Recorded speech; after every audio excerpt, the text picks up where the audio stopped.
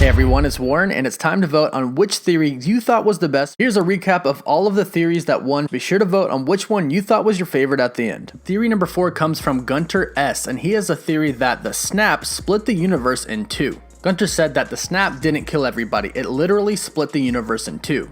The dusted members all saw the opposite set of characters get dusted as the two universes were splitting apart, which means that there is now a universe where the OG Avengers were dusted but Spider-Man and Doctor Strange are alive. During the snap, the Mind Stone gave Thanos a how-to for a do-it-yourself universe split. The Reality and Space Stones were used to create the two universes. The Soul Stone was used to ensure that everyone survived being ripped into one universe or the other. The Time Stone was used to ensure that everything was able to continue to function without time being disrupted. The kicker is the Power Stone, which Gunter thinks Thanos used to split himself into two as well, and the Gauntlet and the Stones. That is why Thanos is weakened and disoriented, and that is why the Gauntlet was damaged after the snap. It's also why he will be a totally crazy person in Endgame. Ant-Man was protected by the snap from being inside of the quantum realm, which he learns allows him to travel between the two universes. Scott goes to the other universe to talk to Hank and Janet to get the blueprints for the suits. Then he goes back to our universe to get everyone to work together to bring the universes back together. That's why Thanos attacks, that's why everyone is marching together, and that's what the new suits are for. And then when the universe comes back together, that is what unlocks the dormant mutant gene in the people who will become X-Men. This is a pretty crazy theory, but it does have its merits. After all, Thanos kept preaching mercy and salvation throughout Avengers Infinity War. Eliminating half of the universe isn't exactly mercy or salvation, so maybe something else happened. After all, his plan didn't really make sense. He could have just doubled the resources. So perhaps instead of killing everybody, he simply sent them into another universe. And the way Gunter lays out what each individual Infinity Stone does make sense. So perhaps we'll find out in Avengers Endgame that there was a little bit more to Thanos' plan than we actually know. Comes from Zion the Lion, and he has a theory about Ant-Man using the time vortexes. Zion says that Avengers Endgame will start with Ant-Man coming out of a time vortex because Ant-Man's suit is a prototype, so he probably can't get big, so he goes out of a time vortex at the last minute. He then ends up a little further in the future, about 3 weeks to a month after the snap, but Iron Man and Nebula come back to Earth about the same time when Ant-Man comes out of the quantum realm.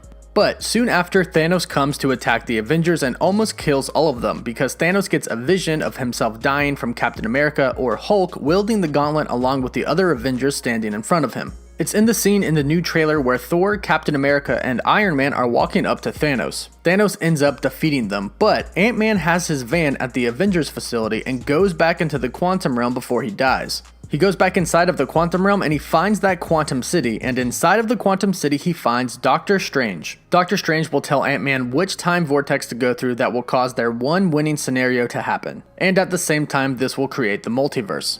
This theory could work because I think it's a very different play on time travel than we all think. I think most of the people think that the Avengers will go fight Thanos and he'll defeat them and they'll go back to Earth. But why would Thanos leave the Avengers alive if he knows they're trying to undo his plan? So if Thanos attacks the Avengers at their headquarters and is killing the Avengers, it would make sense that Ant-Man would go back into the quantum realm to try and go back in time before Thanos attacks. And I do think Doctor Strange is still going to be guiding somebody in Avengers Endgame to help them go to that one scenario where they win. He is the master of the mystic arts. And it has been mentioned lately that perhaps everybody that has been dusted is actually in Soul World, and perhaps the way to get there is through the quantum realm. So perhaps we could see this theory come to light in Avengers Endgame. That does it. Theory number 3 comes from Cameron Valentine, who has a theory about Thor in Avengers Endgame. Cameron says that so far in all of the TV spot trailers, Thor isn't shown too much and only has 2 lines. The 2 of them being, "I saw all those people die," and "I like this one," of course referring to Captain Marvel.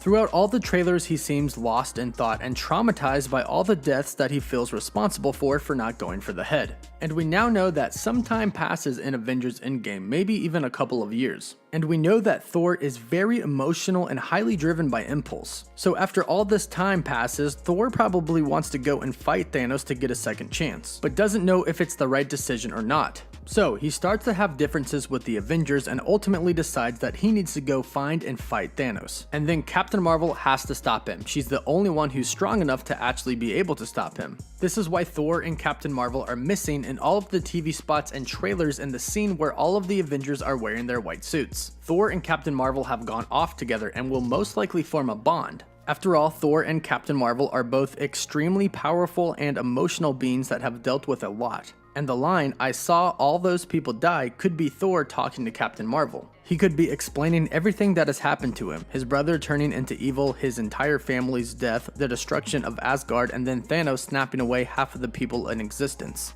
This theory does make sense because if Thor is feeling remorse and guilt, which we know that he is, and he wants to go off and fight Thanos again by himself, Captain Marvel is the only person who could stop him. And they aren't in the scenes. And not just the white suit scene, Thor and Captain Marvel really aren't in any scenes besides the very beginning. Besides the scene where all of them are in the Minotaur going to space, but this would take place after that. So Thor not being able to deal with defeat, wanting to go after Thanos again, and Captain Marvel trying to stop him could happen in Avengers Endgame. So that's it for theory number